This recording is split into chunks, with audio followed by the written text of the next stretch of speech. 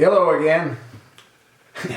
I got a kick out of a couple of emails that I've received. There's a gentleman by the name of Abdul, and obviously the name sort of tells you what he is, which is a Muslim.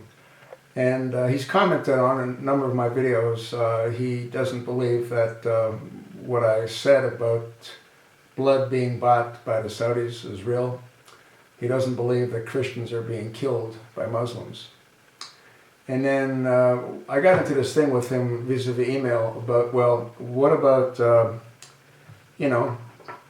Muslims that are like 50 years old marrying 6 and 7-year-old girls and having intercourse with them? He doesn't believe that's true either. And then he did send me an email, which was the most recent one that he sent, and I sort of couldn't believe it. He said that he would be honored if the Prophet would take his daughter. And I told him, you see, this is an example of how sick you really are. And I blamed not him, I blamed his parents and his parents' parents. They're all brainwashed. Now, he's not a radical, but I got to believe he is somewhat of an extremist. There is a difference. And out of the 1.5 billion Muslims in the world, only 10% are radical extremists. And I've said this countless times in previous videos, 10% is half the population of the United States. Half the population of the United States. If they were all Muslims, if they were all extremists, that's how many whack jobs there are. Half of the United States.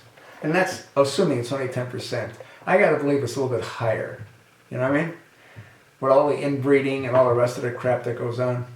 I gotta believe it's higher. He also said that in his religion, and I told him it's not a religion, it's a cult, but in his religion he could have more than one wife. He can have 4, but he only chooses to have 1. Isn't that nice of him? Huh?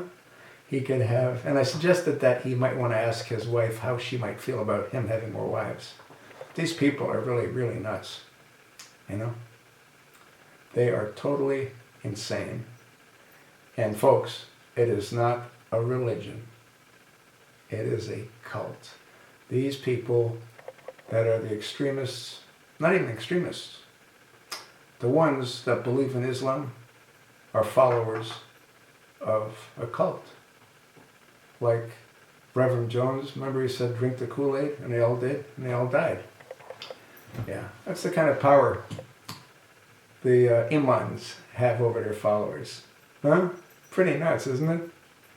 You ever wonder how they get the money to build all these mosques?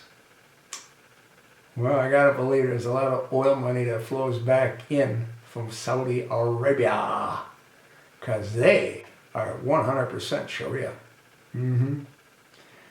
Yeah. They're also going to be paying a whole lot of money to the families of the victims that were killed in 9/11 in the Twin Towers. Yeah. Lawsuits have begun, according to the media. And I'm inclined to sort of believe certain aspects of the media. So what do you think? I told you what I think.